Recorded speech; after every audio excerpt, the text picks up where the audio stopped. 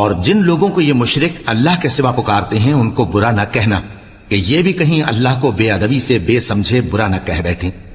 اس طرح ہم نے ہر ایک امت کے اعمال ان کی نظروں میں اچھے کر دکھائے ہیں،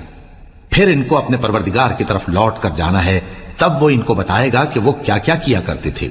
اور یہ لوگ اللہ کی سخت سخت قسمیں کھاتے ہیں کہ اگر ان کے پاس کوئی نشانی آئے تو اس پر ضرور ایمان لے آئیں گے۔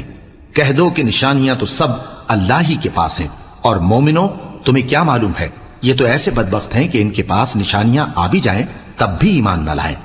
اور ہم ان کے دلوں اور آنکھوں کو الٹ دیں گے، تو جیسے یہ اس قرآن پر پہلی دفعہ ایمان نہیں لائے ویسے پھر نہ لائیں گے،